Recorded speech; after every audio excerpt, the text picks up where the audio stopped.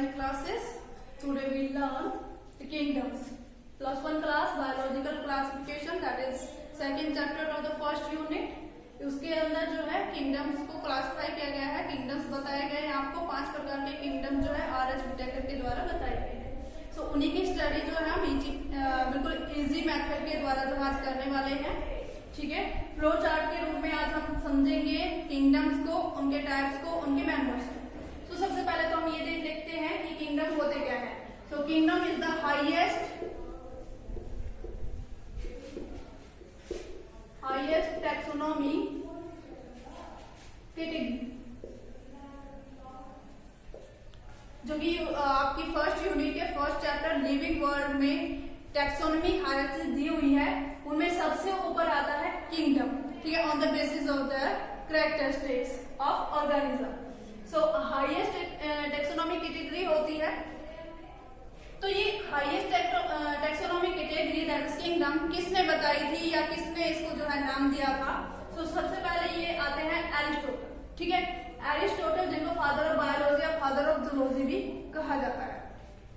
सो Aristotle ने क्या बताया कि on the basis of the organism characteristics उन्होंने 2 किंगडम बताए।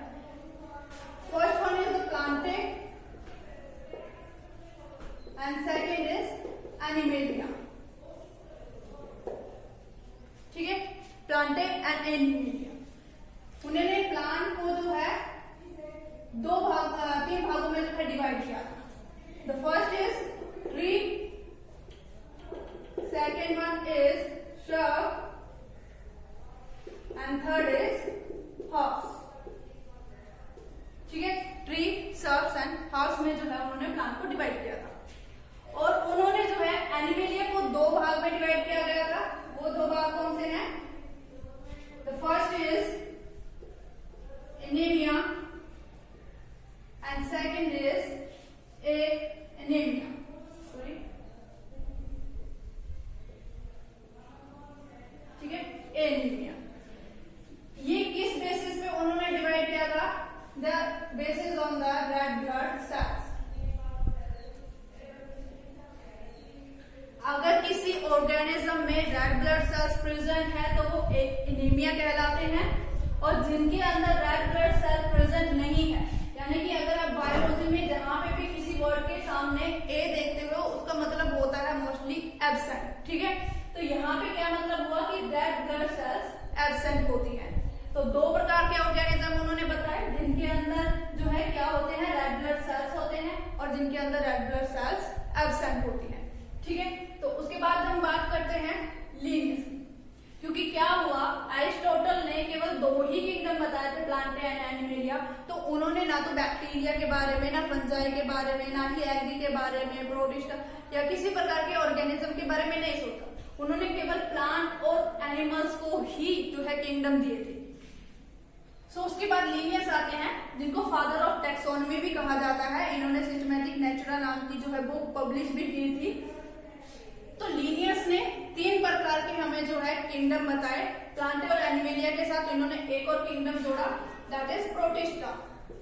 प्रोटिस्टा, ठीक है, जो लीनियस के द्वारा बताया गया। Protista, Plantae and third one is animalia. Animalia, ठीक है, ये 3 किंगडम लीनियस के द्वारा बताए गए। अब उन्होंने क्या किया? उन्होंने ये किया कि प्लांटे में केवल प्लांट को इंक्लूड किया, एनिमल्स में केवल जो है एनिमल्स को इंक्लूड किया, और प्रोटिस्टा के अंदर इन्होंने जो है हर प्रकार के, यानी कि बैक्टीरिया,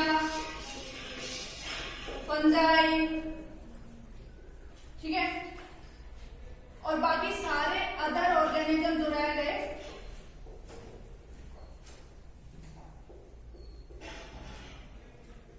इन सबको जो है प्रोटिस्टा के अंदर नहीं होता, जिसका एक ड्रॉबैक चला गया, क्योंकि फंजाई के कैरेक्टर वैसे भी किसी के साथ मैच नहीं होते हैं। तो ऑब्वियसली सी बात है कि ये जहां पे कैरेक्टर ही मैच नहीं होते हैं वो किसी भी तरीके से प्रोटिस्टा किंगडम के अंदर उसके जो है इंक्लूड नहीं कर सकते थे। ठीक है, सो अब उसके बाद आते हैं एर्नस्ट हैकर। ठीक है, एर्नस्ट हैकर ने क्या किया? उन्होंने 3 किंगडम सिस्टम दिया, जो कि लीनियस ने बता दिया था कि प्रोटिस्टा है, प्लांटे है, एनिमेलिया है। मॉडिफिकेशन में उन्होंने क्या बताया कि जो प्लांटे हैं उनके अंदर प्लांट इंक्लूड किए और बैक्टीरिया, ठीक है। एनिमेलिया में एनिमल्स और प्लांटे में डाला उन्होंने प्लांट और बैक्टीरिया को। लेकिन जो प्रोटिस्टा में रह गया उन्होंने प्रोटिस्टा में सारे के सारे जो है प्रोटिस्ट ऑर्गेनिज्म, फंजाई जो है उन्होंने इसी में डाल दिया, एल्गी को इसी में जो है इंक्लूड किया। तो ये भी यहाँ पे जो है एक ड्रॉबैक के रूप में चला गया। सो उसके बाद आते हैं आर.एच. विटेकर, जो कि 1969 में उन्होंने 5 किंगडम सिस्टम बताए थे। अब ये जो 5 किंगडम सिस्टम इन्होंने बताए थे वो क्या क्या थे, इसके बारे में हम अभी देखेंगे, स्टडी करेंगे।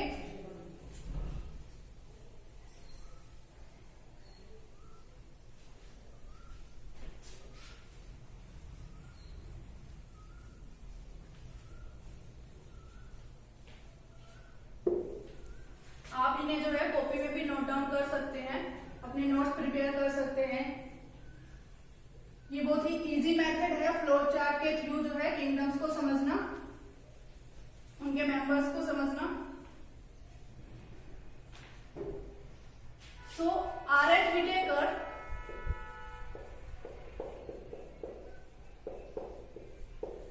ने दिए थे भाई 5 किंगडम, ठीक है। इन्होंने बताए 5 किंगडम। सो सबसे पहला था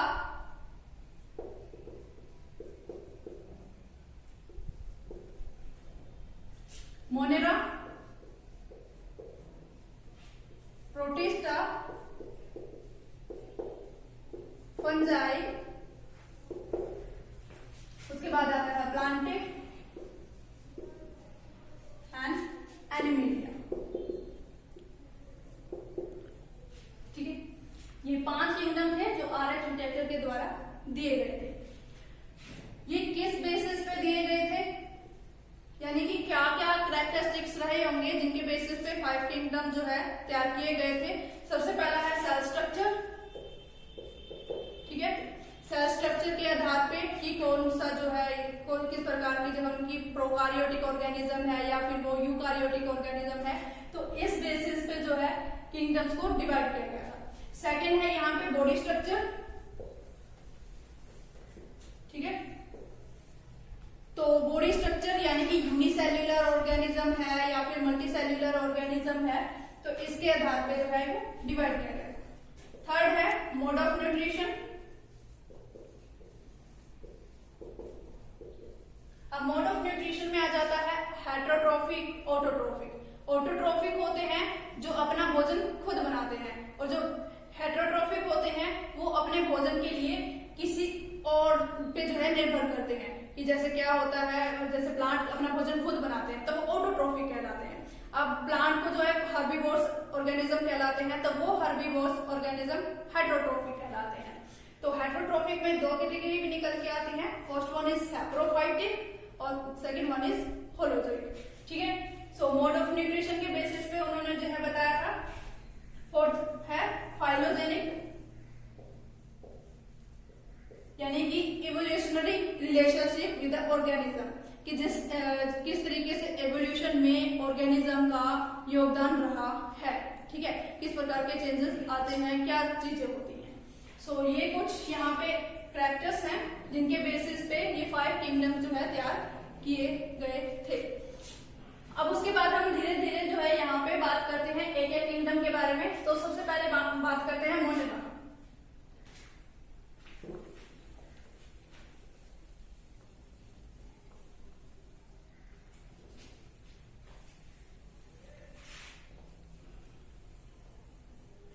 किंगडम मोनेरा।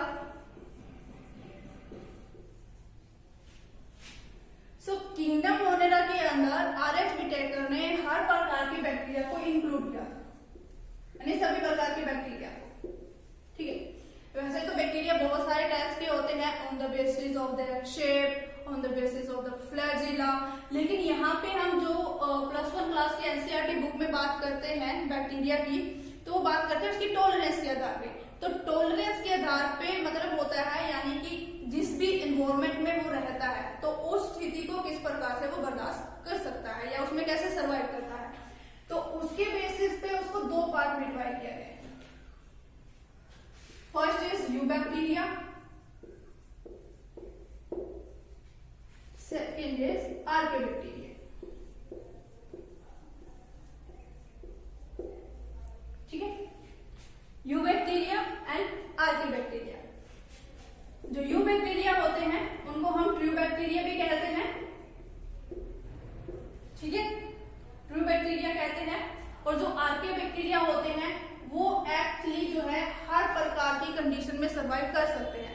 हर प्रकार की कंडीशन से मतलब होता है यानी कि वो बहुत कम टेम्परेचर में सर्वाइव कर सकते हैं, बहुत ज्यादा वाले टेम्परेचर में सर्वाइव कर सकते हैं, साल्टी एरियाज में सर्वाइव कर सकते हैं, वाटर के अंदर रह सकते हैं, सॉइल के अंदर रह सकते हैं, और ऑलमोस्ट हम कह सकते हैं कि कॉस्मोपॉलिटन होते हैं। कॉस्मोपॉलिटन जिसका मतलब होता है कि जो ऑर्गेनिज्म हर जगह मिल सकता है या हर जगह रह सकता है, तो आर्कियोबैक्टीरिया। अब हम बात करते हैं कि यूबैक्टीरिया के अंदर किस प्रकार के जो है बैक्टीरिया इंक्लूड होते हैं या कौन से बैक्टीरिया पाए जाते हैं। सबसे पहला आता है heterotrophic bacteria, heterotrophic bacteria. Second है यहाँ पे ऑटोट्रोफिक बैक्टीरिया। ठीक है, हेटेरोट्रोफिक एंड ऑटोट्रोफिक बैक्टीरिया, ये दो टाइप के बैक्टीरिया जो है ये बैक्टीरिया के अंदर इंक्लूड होते हैं। अब जो हेटेरोट्रोफिक बैक्टीरिया होते हैं ये यूजफुल भी होते हैं और हार्मफुल भी होते हैं। ठीक है, लेकिन मोस्टली जो है अगर हम नेचर में बात करें, मोस्ट अबंडेंट अगर नेचर में बात करें कौन से प्रेजेंट होते हैं तो वो हेटेरोट्रोफिक बैक्टीरिया प्रेजेंट होते हैं इन द नेचर। जैसे एग्जांपल के तौर पे मैं दूं लैक्टोबैसिलस। लैक्टोबैसिलस ऑलमोस्ट सभी बच्चों को पता होगा लैक्टोबैसिलस बैक्टीरिया का क्या काम होता है। मिल्क से क्या करता है, कर्ड बनाता है। ठीक है, मिल्क को जो है कर्ड में कन्वर्ट करता है लैक्टोबैसिलस बैक्टीरिया, और वो एक हेटेरोट्रोफिक बैक्टीरिया कहलाता है। हेटेरोट्रोफिक का क्या मतलब होता है, जो किसी दूसरे पे निर्भर रहता है भोजन के लिए। ठीक है, अपना खुद तो भोजन नहीं बनाता है, दूसरे पे निर्भर रहता है। They are the heterotrophic bacteria. अब अगर हम बात करें यहाँ पे ऑटोट्रोफिक बैक्टीरिया की, तो ऑटोट्रोफिक बैक्टीरिया में दो टाइप के बैक्टीरिया इंक्लूड होते हैं। एक होता है कीमोऑटोट्रॉफ,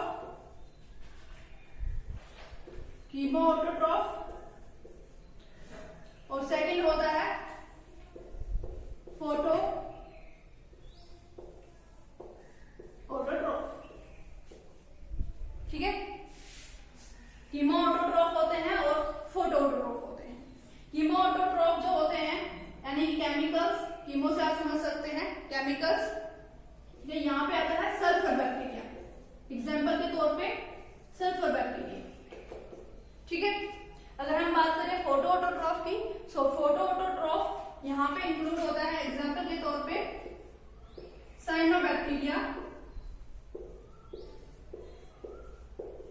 ठीक है, साइनोबैक्टीरिया जो कि आपके एनसीईआरटी की बुक में आपको जो है अच्छे तरीके से बताया भी गया है। साइनोबैक्टीरिया में अगर हम बात करें एग्जाम्पल के तौर पे इसके, जैसे कि नोस्टॉक है, एनाबिना है, ये ऐसे बैक्टीरिया होते हैं जो सॉइल के अंदर in the soil they are help to the nitrogen fixation. ठीक है, कि जो साइनोबैक्टीरिया होते हैं इनके अंदर एक स्पेशल सेल होती है, वो स्पेशल सेल होती है हेटेरोसिस्ट। ठीक है, हेटेरोसिस्ट होती है और इसी हेटेरोसिस्ट की मदद से सॉइल के अंदर वो नाइट्रोजन फिक्सेशन करवाने में हेल्पफुल होते हैं। और एक और इसका बहुत ही अच्छा वाला कैरेक्टरिस्टिक्स ये है कि इसकी बॉडी के आसपास एक लेयर प्रेजेंट होती है, एक शीट प्रेजेंट होती है, that is the gelatinous sheet, या हम इसको कहते हैं म्यूसिलेजिनस शीट।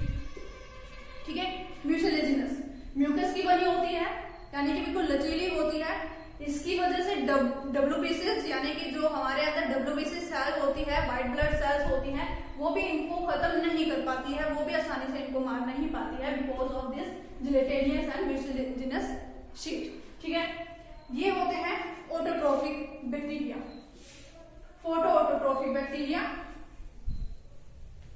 अगर अब हम बात करें यहाँ पे आर्के बैक्टीरिया की,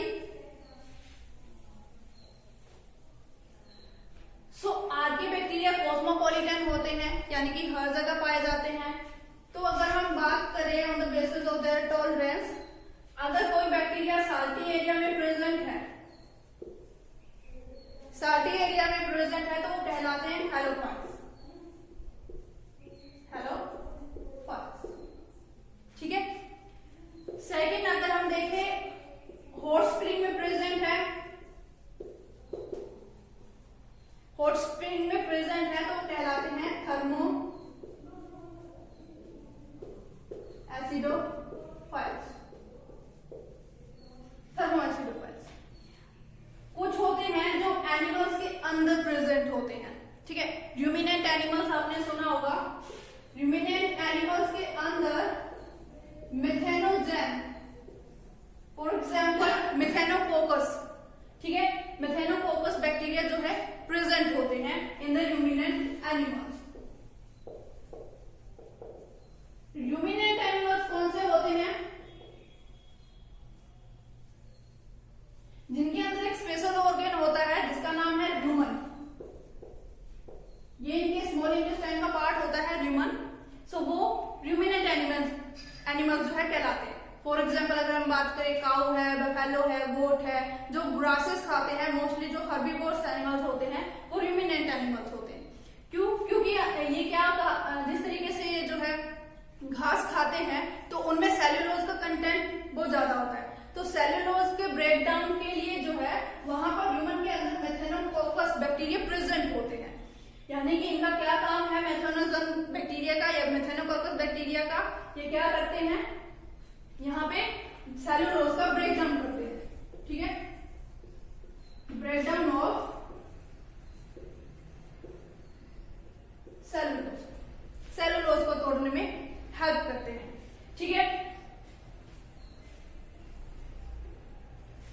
तो जो र्यूमिनेंट एनिमल्स होते हैं इनके डंग के अंदर भी, ठीक है, जो डंग होता है उनके अंदर मेथेनोजन बैक्टीरिया की प्रेजेंस बहुत ज्यादा होती है और इसी वजह से ये एक तरीके से हेल्प करते हैं। एक इकोनॉमिक इंपॉर्टेंस जो है इनकी यहाँ पे नजर आती है कि बायोगैस बनाने में ये हेल्प करते हैं।